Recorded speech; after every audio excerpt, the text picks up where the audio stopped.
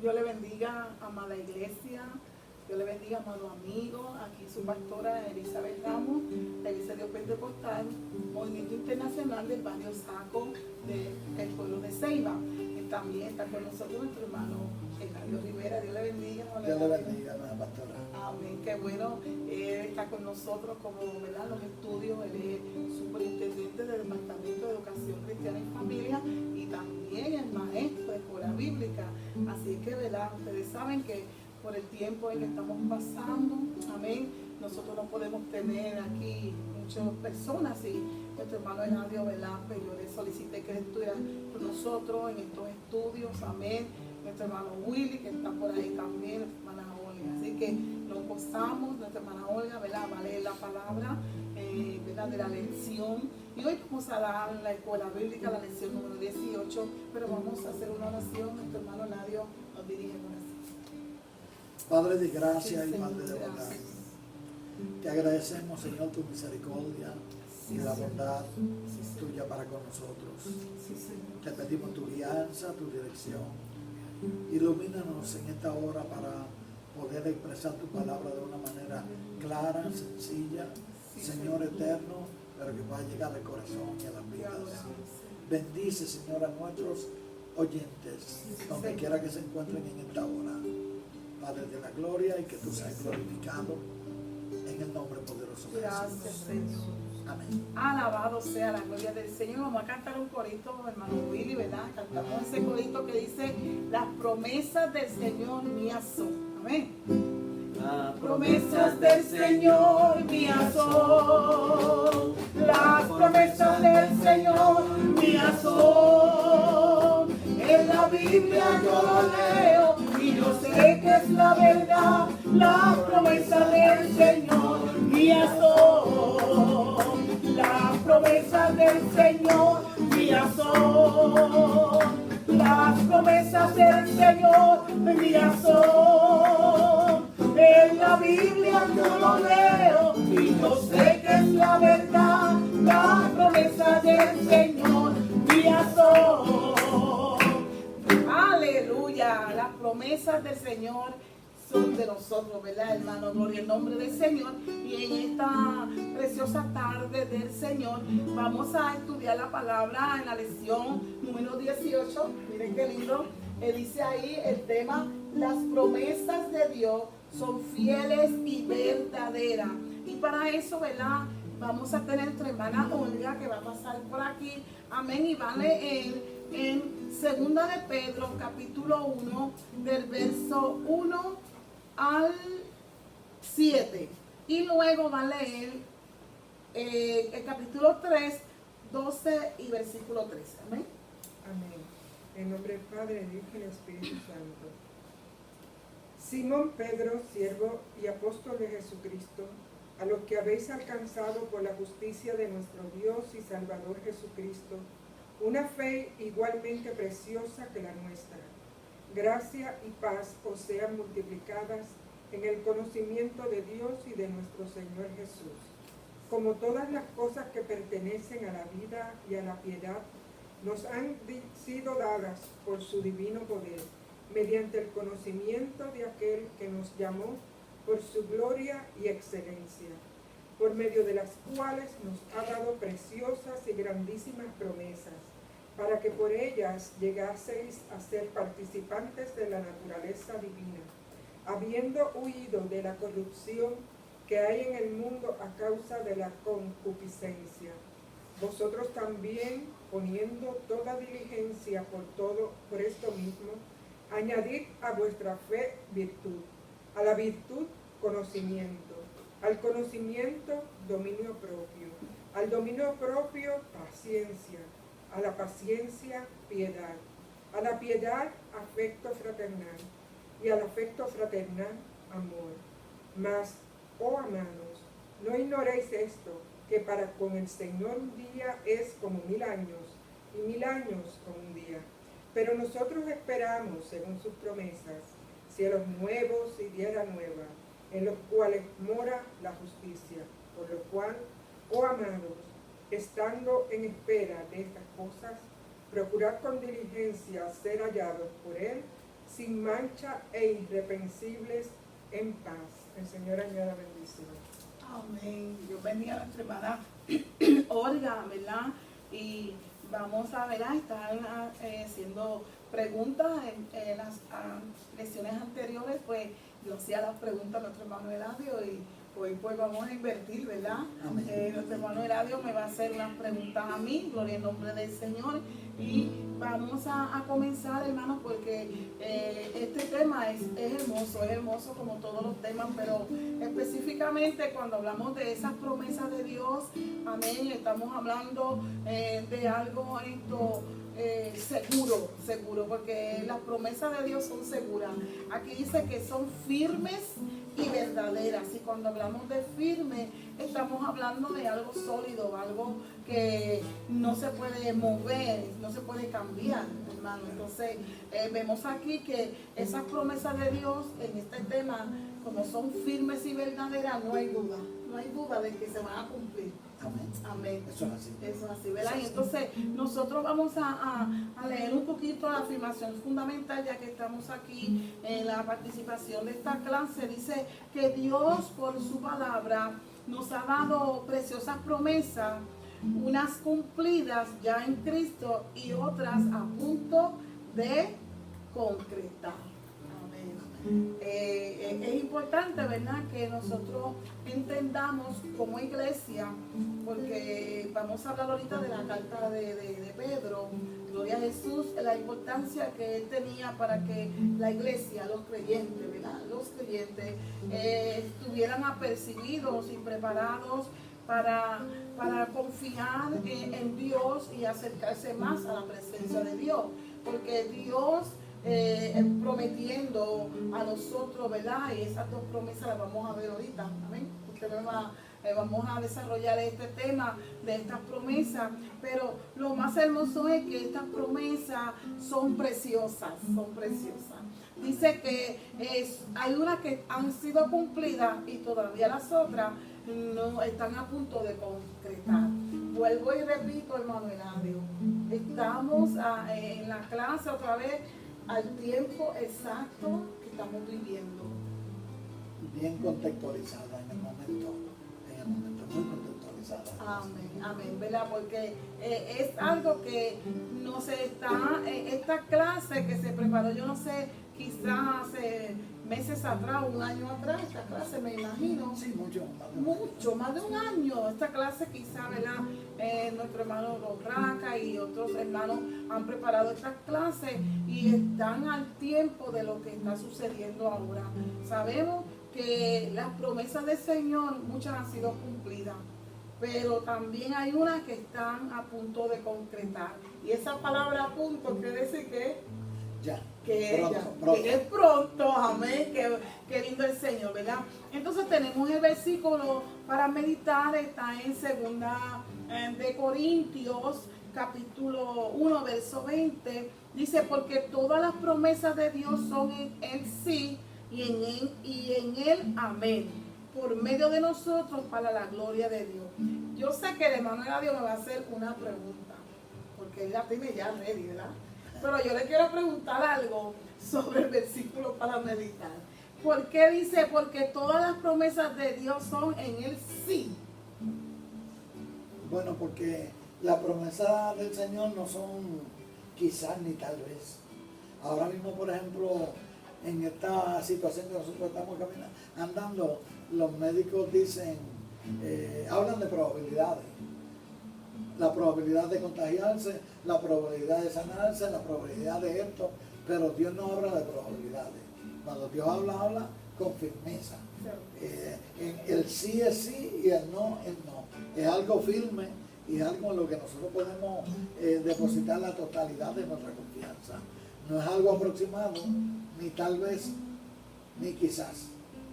En Él son sí y por medio de Él, amén. O sea, algo firme. Qué lindo, ¿verdad? Por eso que es bien importante cuando nosotros leemos esa palabra, ¿verdad? Ese sí es verdad, es algo firme, es un sí firme. ¿verdad? Por eso la palabra dice que si nuestro sí sea sí, Y nuestro no. y nuestro no podemos estar, ¿verdad? Oh, yo creo que sí, yo creo que no, porque entonces no tenemos firmeza, sino que a través de esta palabra el Señor nos enseña a estar firmes. Y Él en ese cumplimiento de promesa, Él da un sí y un amén. Amén, que es un así sea, ¿verdad? Así sea. Gloria al nombre del Señor. Así que queremos hablar sobre la carta. La carta. ¿Qué es la pregunta que usted me va a hacer sobre la carta? Bueno, yo quería primero preguntarle, hermana pastora, porque estamos hablando de las promesas del Señor son firmes y verdaderas. Amén. Y obviamente pues hay una multiplicidad de promesas, pero específicamente en el contexto de la lección de hoy, en el contexto de esta carta, ¿cuáles son esas promesas? Bueno, estas promesas son bien importantes, ¿verdad? Que estas promesas se resumen, ¿verdad?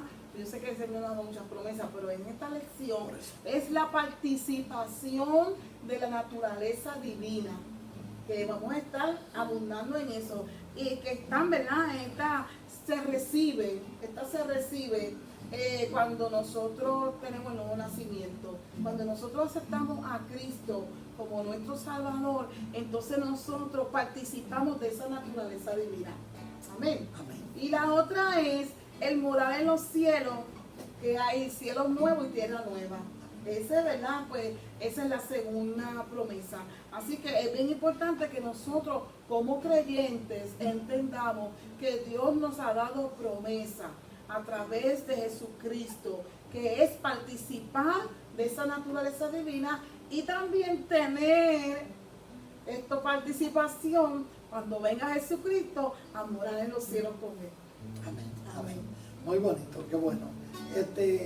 Ahí en el saludo, el apóstol Pedro, en los versículos 2 y 3, nos habla y nos dice su saludo, gracia y paz, o sea, multiplicada en el conocimiento de Dios. ¿Qué usted nos puede explicar o definir como el conocimiento?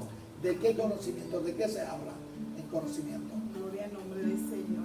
Yo quiero leer algo aquí porque verdaderamente pues esto lo saqué de aquí del expositor y quería compartir parte, ¿verdad? Y después entonces abundamos sobre lo que es ese conocimiento. Amén. Así que les quiero decir, ¿verdad? Que ese término de conocimiento, gloria al nombre del Señor, nos está hablando que es la clave de la carta, como la llave específica de esta carta. Pues se le menciona 4 veces esa palabra de conocimiento, y este conocimiento se le relaciona con el Padre y Cristo. Amén. Para que en ese conocimiento sea pleno, ¿verdad? Que ese conocimiento sea una relación con el Señor. Yo no sé si usted tiene algo más que abundar, pero, ¿verdad? Es el conocimiento de una relación con Dios. Sí, cuando la Biblia habla de conocer, habla de una experiencia vivencial, una experiencia de haber tenido un conocimiento personal, o sea, de haber tenido una experiencia como tal. Amén. No es un conocimiento intelectual, no es algo de conocer mentalmente, sino de haber experimentado, de uno haber tenido una experiencia. Por eso cuando nosotros hablamos de conocer al Señor, hablamos de tener una experiencia con el Señor. Eso nos hace tener firmeza, hermano. Esa experiencia con el Señor nos hace a nosotros tener firmeza en nuestros corazones. Aquel que todavía quizás no ha tenido esa experiencia de aceptar a Cristo y conocer verdaderamente lo que Dios quiere en la vida de uno, entonces no puede perseverar en los caminos del Señor, ¿verdad? Ese conocimiento es necesario para acercarnos a Dios, conocer específicamente lo que Él está hablando en este día a nosotros, de sus promesas, de lo que Él quiere para con nosotros. Amén. Como usted nos habló algo ahorita sobre la manera de alcanzar la naturaleza divina. Me agradaría que nos clarificara un poquito más ese término, cómo nosotros alcanzamos esa naturaleza divina. Es bien importante porque son como etapas que nosotros como seres humanos, cuando estamos a Cristo, tenemos que vivir. Son etapas. Primeramente, para alcanzar o participar, ¿verdad? La participación de esa naturaleza divina es la ayuda del Espíritu Santo. Nosotros tenemos que estar llenos de ese Espíritu Santo. Estar llenos del Espíritu Santo o sellado con el Espíritu Santo nos hace a nosotros, ¿verdad?, tener un nuevo nacimiento. ¿Se acuerda la semana pasada que hablamos que las cosas viejas pasaron? Quizá yo lo dije en el mensaje del domingo, aquí todas son hechas nuevas. Entonces, la llenura del Espíritu Santo y el nuevo nacimiento es lo que nos hace participar de esa naturaleza divina. Amén. Qué bonito cuando nacemos de nuevo, ¿verdad? Entramos en esa familia de Dios. Y hay otra parte que es la de la segunda promesa, que es la glorificación de este cuerpo. Cuando nosotros venga Cristo, este cuerpo va a ser transformado. Y esa es, ¿verdad?, la promesa de morar con Él. Porque no vamos a ir así, vamos a ir, ¿verdad? Sangre y carne no pueden heredar. No pueden heredar. Entonces, esa participación de la naturaleza divina nos hace que vamos a estar glorificados en el cuerpo. Y eso va a ser una experiencia, ¿verdad?, extraordinaria para la vida de nosotros. Amén. Sí, la Biblia dice, ¿verdad?, que cuando lo veamos seremos semejantes a Él, porque le veremos tal cual es Él. Y el creyente, pues la parte final de la salvación incluye precisamente la glorificación del cuerpo. La glorificación del cuerpo. Tener un cuerpo semejante al cuerpo de Cristo, del Cristo resucitado. Y fíjese, y abundando un poquito más, ¿verdad?, de esto, el estar en Cristo, el ser nueva criatura, el que nos selle, nos pongan ese sello del Espíritu Santo, nos va a hacer a nosotros huir del pecado, huir de la corrupción, huir de los deseos carnales. Cuando nosotros nos sometemos a vivir una vida piadosa, llena del Espíritu Santo y ser partícipe de esa naturaleza divina, ¿verdad? Como dijo la palabra, como dice el Señor, ser santo porque yo soy santo. Y entonces ahí eso nos va a ayudar a nosotros a huir de la corrupción del mundo, de los malos deseos. Amén, amén. Hermana, pastora, en los versículos 5 al 7 nos menciona una serie de acciones nobles que el apóstol Pedro nos señala, nos enumera. Y el versículo 8 pues termina relacionándolo con la ociosidad. Me gustaría que usted nos mencionara esas acciones nobles y qué relación tienen con la ociosidad. Es bien importante, aquí dice que, gloria al nombre del Señor, que esas acciones nobles comienzan con la fe, ¿verdad? Con la fe. Luego se añade la virtud, conocimiento que estamos hablando ahora, ese conocimiento, dominio propio, el dominio propio, la resistencia o paciencia, la piedad, el amor fraternal y el amor ágape. ¿Okay? Tenemos esto, nosotros, la pregunta era ¿qué tiene que ver con...? Bueno, no, porque el apóstol Pedro termina hablándonos en el versículo 8 de que esto no nos va a permitir, o sea, nos va a liberar, si se puede llamar, de la ociosidad. Claro, nos va a liberar porque nosotros cuando la persona pues está ociosa, ¿verdad? La persona no está ocupada en los menesteres, específicamente cuando nosotros tenemos una relación con Dios, en la palabra del Señor, llenarnos de esta palabra, entonces nos va a faltar en nuestras vidas estas acciones nobles. Nos va a faltar la fe, la virtud, ¿verdad? Nos va a faltar ese conocimiento, el dominio propio. Amén. No sé si usted quiere abundar más de lo que yo estoy diciendo. Amén. No, claro, de todos modos, si tenemos, Pedro lo que nos dice es que si tenemos estas virtudes, no vamos a estar ociosos. Exacto. Porque el que tiene esas virtudes de conocimiento, de fe, de paciencia, de piedad, no va a estar ocioso, porque va a producir fruto. Porque esas virtudes hacen que produzca fruto en el creyente. Obliga al creyente, o sea, no lo obliga, sino que lo lleva como consecuencia a tener fruto. Me gustaría que nos diera, hermana pastora, ¿cuál es la fuente que utiliza el apóstol Pedro? Su fuente para exhortarnos a nosotros. ¿Cuál es la fuente que él utiliza? La preocupación de Pedro era que todo creyente tuviera el interés y el esmero de saber que eso pertenecía de Dios, era divino, no eran fábulas ni cuentos de camino. Él quería demostrar que su fuente era poder, el poder de Dios y la venida de Cristo, ¿verdad? Él hablaba sobre esa venida. Por eso es que él quería que la gente, que eso no provenía de filosofía o mitos, sino que, como decía Pablo en 1 Corintios capítulo 2, ¿verdad? Que también se menciona, no con excelencia de palabras ni de sabiduría humana, sino con demostración del Espíritu y del poder, ¿verdad?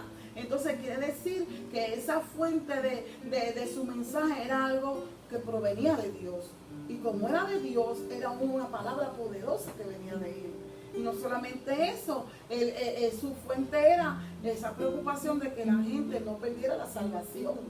Que después de haber logrado, ¿verdad? Y aceptado a Cristo, y si se ponían ociosos, si perdían la fe, si perdían ser bondadosos, no desarrollar ese amor ágape, entonces había peligro con ese estilo de vida. Entonces ya lo que se había dejado atrás, lo que había sido del viejo hombre, como dice la palabra, y retomarlo. Y Pedro no quería que ellos olvidaran eso, que se mantuvieran, amén, confiando en esa palabra poderosa, el poder de Dios.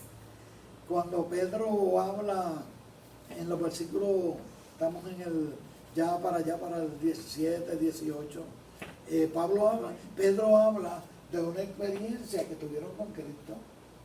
Así la transfiguración. Me gustaría que usted nos abundara sobre esa experiencia que tuvieron.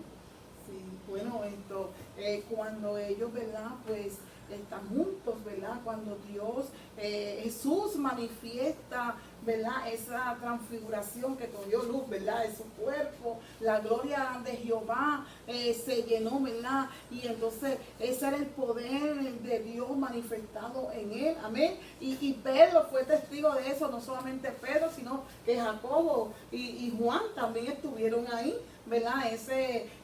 Algo maravilloso cuando el mismo Jesús le muestra, ¿verdad? La gloria de esa transfiguración. Y no solamente eso, ellos que quisieron quedarse ahí en esa gloria, que hicieron quedarse ahí. Gloria al nombre del Señor. No sé si usted quiere abundar algo más. Pedro relaciona esa experiencia y él habla sobre esa experiencia que tuvieron ellos en el monte de la transfiguración. Y conecta eso diciendo que nosotros tenemos la palabra profética más segura.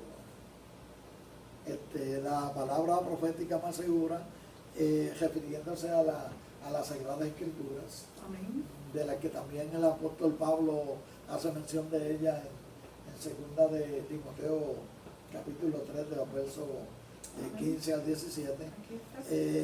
Y de hecho pues esa palabra la utilizó como fuente, era la Biblia hebrea, porque era el Antiguo Testamento lo que se conocía.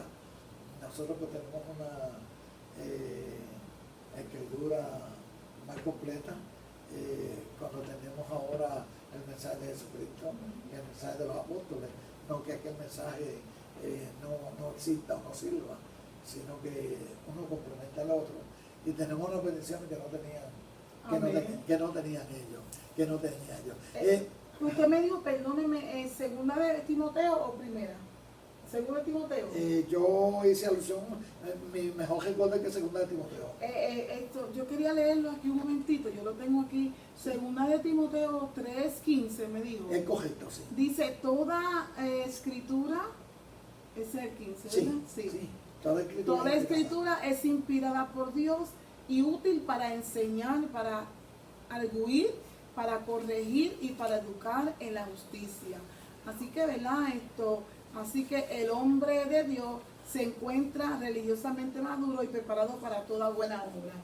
Mire, hermano, esto es para los que dudan, ¿verdad que sí? Para los que dudan de que esta palabra, a través de la boca de Dios, ¿verdad? Es uno de los medios, gloria al nombre del Señor, que Dios usó, Él habló. También un ejemplo, Moisés, cuando estaba allá en el monte Sinaí, él pudo escuchar la voz de Dios, ¿verdad? Dice que cuando Moisés bajó de ese monte, bajó alumbrado también, porque la gloria de Dios era extraordinaria. Sí, una inspiración dinámica, es plenaria, es verbal, desde la perspectiva de que los hombres, aunque Dios utilizó el estilo de ellos, pero Dios puso la palabra. Amén. Dios inspiró, Dios motivó. Es como el aliento que sale, es como salir el aliento de Dios, pero a través de la boca de los profetas. Amén. A través de la boca. Sí, porque ellos recibieron esa capacidad, hermano, para ellos entender que era el mismo Dios hablándole a ellos, y ellos, inspirados por el Espíritu Santo, pudieron escribir. Por eso es que muchas personas argumentan y dicen, no, que la palabra solo escribieron los hombres. Claro, fueron escritas por hombres, estas palabras, pero sí, fueron escritas por hombres inspirados y capacitados, llenos del conocimiento de Dios, de esa, ¿verdad? Esa participación divina tuvieron para escribir esta palabra. Sí, Pablo utiliza el término que se traduce como inspirada, es impulsada. Dice impulsada, y Pedro utiliza el término que se traduce como inspirada, dice que fue respirada por Dios, respirada por Dios, textual literalmente respirada por Dios, o sea que Dios fue el que habló, solamente que Dios utilizó personas para traer el mensaje. Amén. Le pregunto, hermana Elizabeth, ¿cuál era el propósito de las cartas y a quién estaban dirigidas esas cartas? Bueno, esta carta es una carta doctrinal, ¿verdad? Se caracteriza como una carta doctrinal. Pedro le está escribiendo a los creyentes, ¿verdad? A los creyentes, porque él les quiere recordar las palabras de los que los profetas habían hablado. Él quería recordarle esa palabra. Entonces, esta escritura, ¿verdad? A través de su idioma hebreo era que la palabra se dictaba, ¿verdad? Para ellos. Y también esta palabra se dejó a través de los apóstoles, que el evangelio se daba, ¿verdad? Boca a boca. Pero Pedro le escribe a los creyentes. ¿Para qué? Para doctrinarlos, para decirles, amén, cómo tenían que vivir para que pudieran alcanzar esa vida eterna. El apóstol Pedro nos habla de unos burladores y nos advierte sobre los burladores y nos dice unas cosas relacionadas con los burladores. ¿Qué usted no puede abundar sobre eso? Lo que pasa es que esta gente, y sé una cosa, todavía esos burladores existen, ¿sabes? Claro. Porque estos burladores, ellos se burlaban de ellos porque ellos hablaban de un Cristo que habría de venir, ¿verdad que sí? Estaban esperando la segunda venida de Cristo, y entonces ellos se burlaban porque tenían esa venida como un retraso. El advenimiento estaba retrasado, no venía, y ellos se burlaban por eso. Y que ellos también se burlaban por un tema muy importante. Y este tema es que ellos decían, hermanos, que cuando Cristo viniera y hubiera una nueva orden, ¿verdad? Ellos no creían que Cristo cuando llegara iba a destruir, ¿verdad? Iba a ser una nueva ciudad, una nueva vida. iban a hacer una nueva creación. Y ellos se burlaban de eso. Ellos tenían eso, ¿verdad?, como tema de burla, el retraso de la venida del Señor, y que esto no se iba a cambiar, que el mundo no cambió, que cuando ocurrió el diluvio no hubo cambios, ¿no? Así que se destruyó, ¿verdad?, el mundo con agua, y ahora la palabra dice que ahora viene a destruirse con fuego. ¿Por qué? ¿Cómo justifica el apóstol Pedro la aparente tardanza, verdad?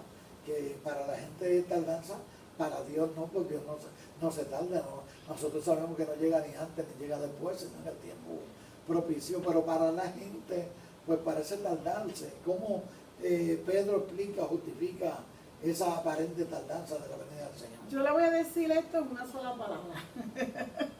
Sí, porque a veces yo sé que hay mucha tela que cortar, pero por la misericordia de Dios. Yo pienso que es por la misericordia de Dios, ¿verdad? Hay gente que la tiene importancia, pero Dios no quiere que nadie se pierda.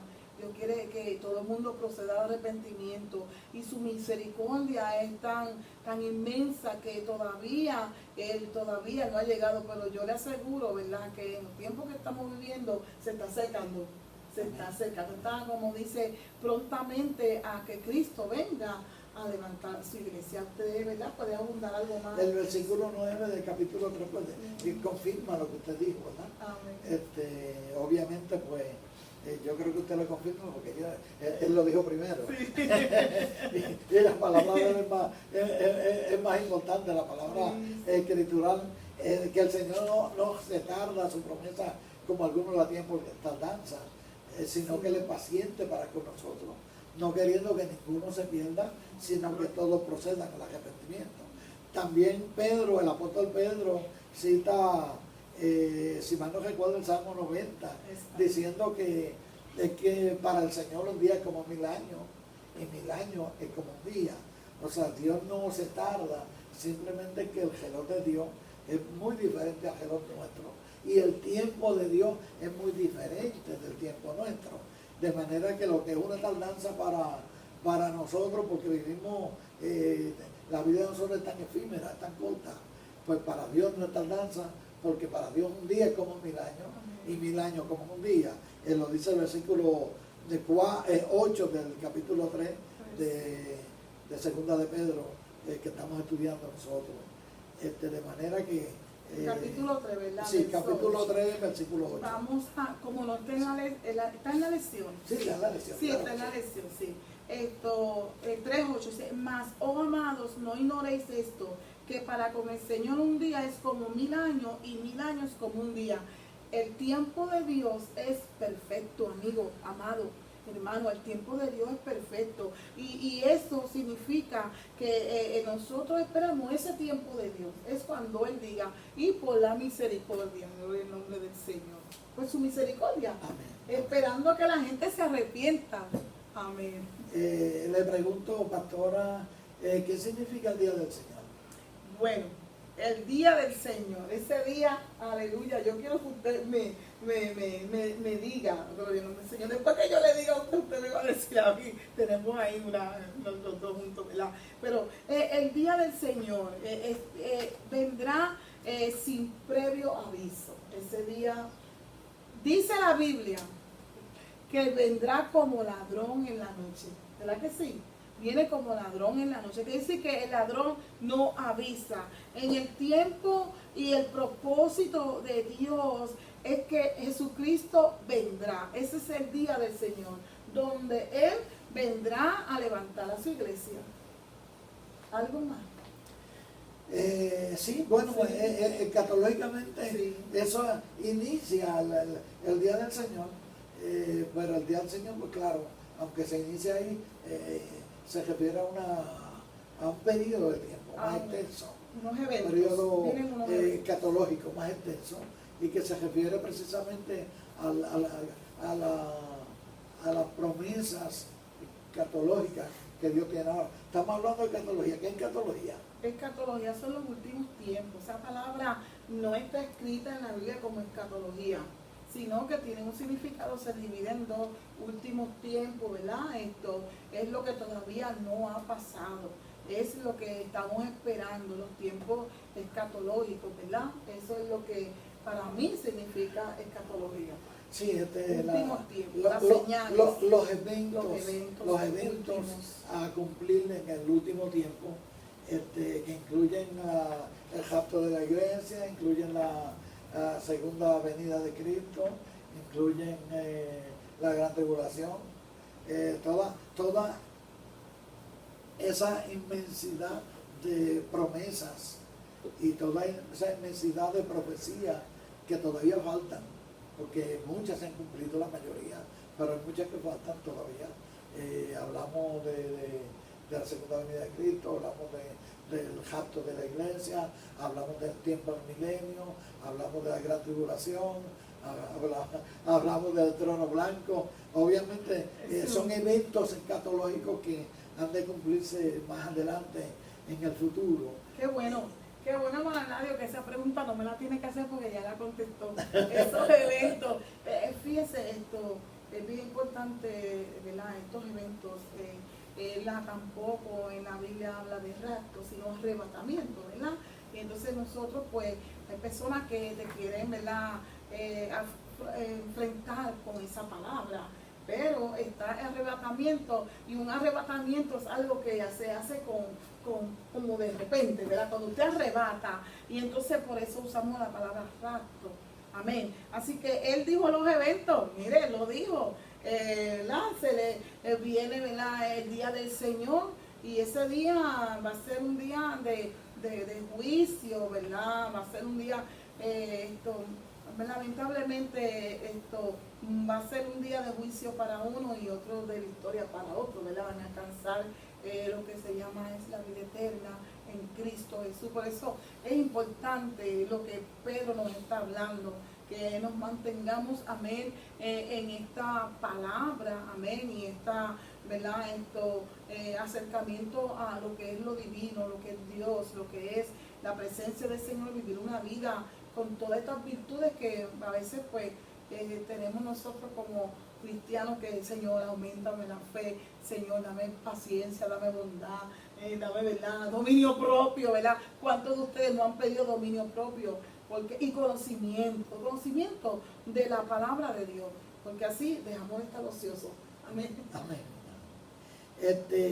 Le pregunto, ya estamos casi terminando, estamos ya en la etapa final. Fíjese, ¿le puedo hacer una pregunta a usted? No, te puedo hacer muchas las que quiera. Porque yo la contesté otra cosa, ¿verdad? Ríase, hermano, ríase, mire que estamos aquí, sí, porque él habló de la consumación, y ya la consumación, ¿verdad? Esa es la pregunta que le iba a hacer. Bueno, pues que nos explicara qué significa la consumación de la creación. ¿A qué se refiere cuando habla de la consumación? Acuérdese que los burladores se burlaban de eso también, de que no había un cielo y una tierra nueva, que todo iba a ser lo mismo, no había haber cambio. En la consumación sí se va a lograr, dice, cuando usted ve a Jesucristo, ¿verdad?, en la cruz del Calvario, y está, ¿verdad?, así, y dice consumado es, ¿verdad? ¿Qué significa consumado es? Que está todo terminado. Esa consumación, vamos a leer aquí la palabra, hermano Eladio, vamos a buscar Apocalipsis. Usted lo busca más primero que yo, porque usted tiene... Bueno, no, ¿tiene ahí 20? No, busque Apocalipsis si quiere, mientras yo le leo de aquí de la lección. Pues sí. No, pero puedo buscar la parte de Apocalipsis. Sí, léelo. Aquí en la lección que estamos, en el capítulo 3, de segunda de Pedro, versículo 11, dice: puesto que estas cosas han de ser deshechas, ¿cómo no debéis andar de manera santa y piadosa, esperando y apresurándoos para la venida del día de Dios, en el cual los cielos encendiéndose serán deshechos y los elementos siendo quemados se fundirán? Pero nosotros, que ahí es lo que te va a buscar, amén, esperamos según su promesa cielos nuevos y tierra nueva, en los cuales mora la justicia. Mire, la gente está invirtiendo en un mundo que estamos por terminarse. Sí. O sea, nadie invierte nadie hace una inversión grande en una corporación que está en quiebra. Exacto, hermano. Así El mismo. mundo está en quiebra. El mundo está por deshacerse, está por terminarse. La gente está preocupado, invirtiendo, y sencillamente la Biblia nos dice que el mundo, estas cosas han de ser deshechas. Y el apóstol Pedro nos dice que no va a ser con agua, sino que los cielos encendiéndose serán deshechos y los elementos siendo quemados se fundirán. Estoy leyendo textualmente de 2 de Pedro capítulo 3 versículo 12. Dice, serán quemados, deshechos, dice que estarán desatados y los elementos serán consumidos por el fuego, fundidos y derretidos. Van a desaparecer. Es correcto. Amén. Es correcto. Y mire lo que dice en Apocalipsis, verso 11, dice así. Luego vi un gran trono blanco y al que estaba sentado sobre él, el cielo y la tierra desaparecieron de su presencia, sin dejar rastro, hermano, sin dejar rastro. Y una de las cosas que ellos se burlaban por eso, porque no iba a haber cambio. Sin embargo, aquí la palabra dice que no va a haber rastro de eso. Que dice que va a haber un cielo nuevo y una tierra nueva. Apocalipsis capítulo 21 dice, vi un cielo nuevo y una tierra nueva, porque el primer cielo y la primera tierra pasaron y el mar ya no existía más. Qué lindo. Eso nos dice Apocalipsis capítulo 21, el primer verso. O sea Esas que son- realmente esto va a ser desecho. Quiere decir que de las promesas de Dios, esa es la segunda promesa, la promesa, ¿verdad? Que nos habla Pedro. Cielo nuevo y tierra nueva. También tengo otra cita bíblica, no sé si usted la tiene ahí, Isaías 65, 17. No la tengo, pero la Vamos a buscarla, yo creo que usted es más rápido con esa Isaías, tecnología. ¿dónde es? 65, 17. Vamos a ver.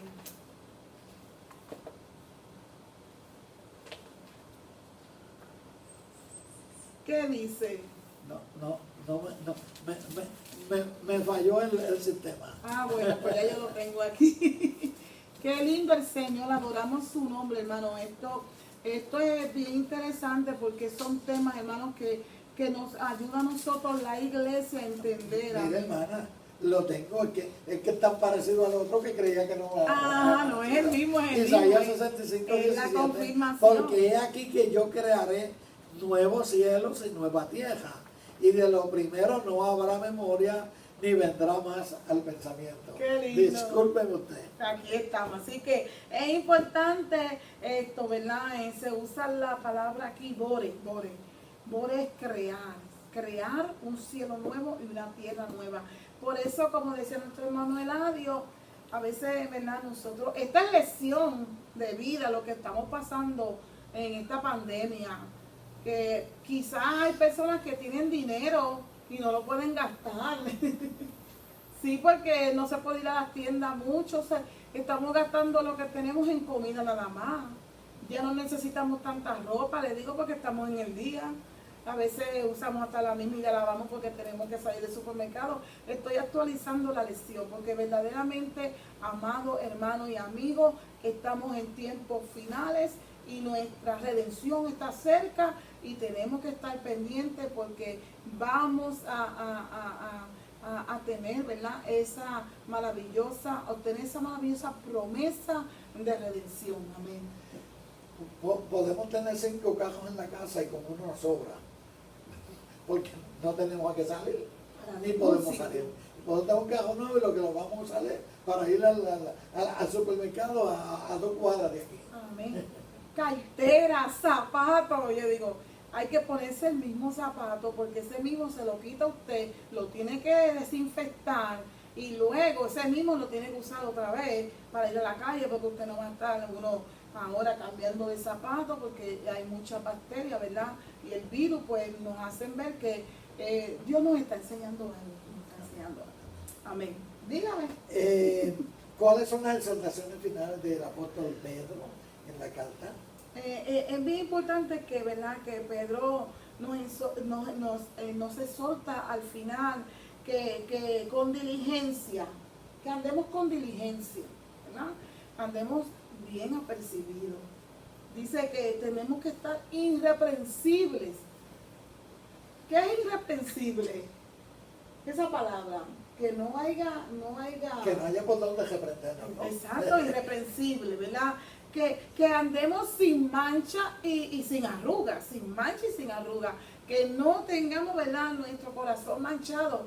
Mire, a veces nosotros, ¿verdad?, pues nos ponemos la ropa clara y se nos ve una mancha y a veces no la vemos. No la vemos y salimos a la calle, ¿verdad? Y entonces esa mancha todo el mundo la ve, pero nosotros no la podemos ver, ¿verdad que sí? Todo el mundo la ve y dice, mira, tiene la camisa manchada, ¿verdad?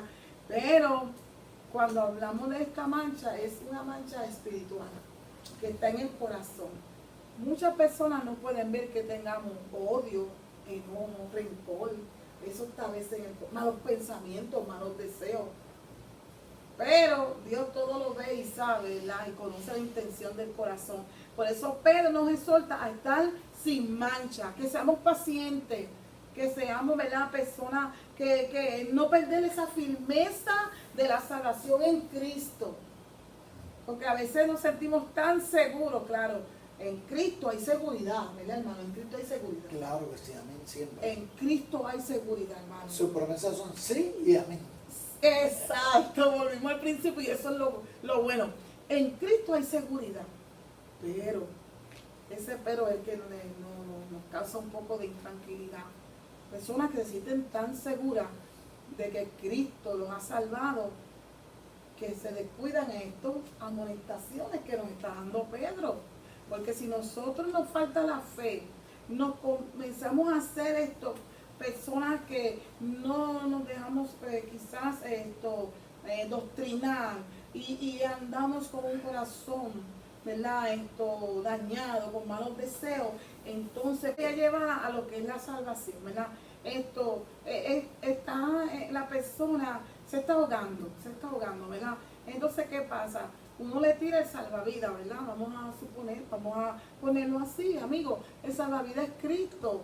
Entonces uno se lo tira y entonces pues la persona lo agarra, ¿verdad? Y cuando agarra el salvavidas, ¿qué pasa? Puede salvar su vida. Pero si en medio de ese camino se suelta de ese salvavidas, todavía el salvavidas está ahí, ¿verdad que sí? Todavía está ahí el salvavidas. Jesucristo está aquí, está para salvarnos. ¿Por qué retarda su llegada, su venida? Por su misericordia y el amor, no quiere que nadie se pierda. ¿Cuántos de nuestros familiares, amén, están perdidos porque no han percibido que el tiempo ya está para, ¿verdad? No se puede perder la fe, tiene que confiar en el Señor, crecer en la gracia de Dios y en el conocimiento de Cristo. Ya para concluir, ¿verdad? Pues Pedro nos está previniendo, ¿verdad? Sí, nos está previniendo a que nosotros no vayamos a perder esa seguridad, a perder lo que hemos recibido. Una de las cartas de Apocalipsis dice: retén lo que tienes para que ninguno tome tu corona, para que alguien no vaya a alcanzar lo que te tocaba a ti. O sea, a veces Dios tiene para nosotros bendiciones o tiene para nosotros funciones y nosotros no queremos hacerlas. Y sencillamente, pues, si nosotros no queremos hacerla, Dios usa otro. Fue el caso de lo que le dijo, lo que se le dijo a Esther, ¿verdad? Sí. Lo que Dios mandó que a Esther, Dios te ha puesto para esta hora, para que salves al pueblo. Pero si tú no lo salvas, Dios va a producir otro. Alguien Dios va a utilizar, porque el propósito de Dios se va a cumplir, no importa que nosotros quejamos. Eso es así, qué lindo, ¿verdad? Nos estamos gozando, ya hemos terminado ya esta lección, pero yo quería dejarle esto para beneficio de todos. Al igual que en el tiempo en que Pedro escribió, hoy en día tenemos muchos científicos y filósofos que postulan la impasibilidad de la creación y de la eternidad de la materia, argumentando que no hubo un agente externo que la creara.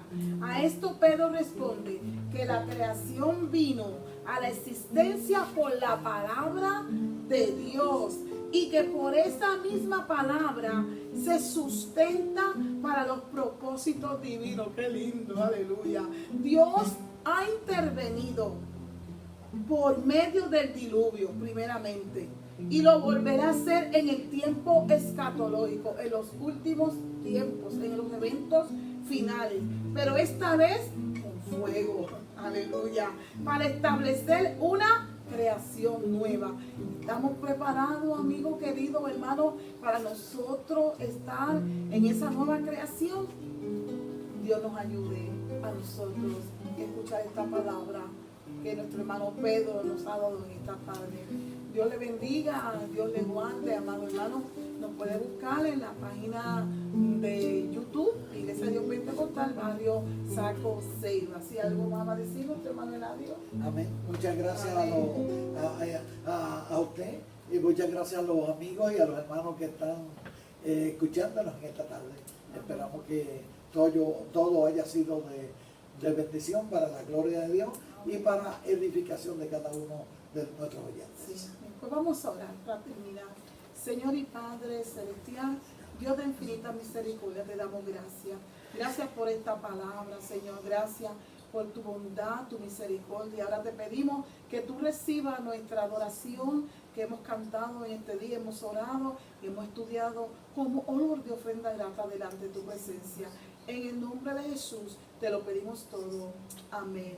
Dios le bendiga a todos. Dios los bendiga.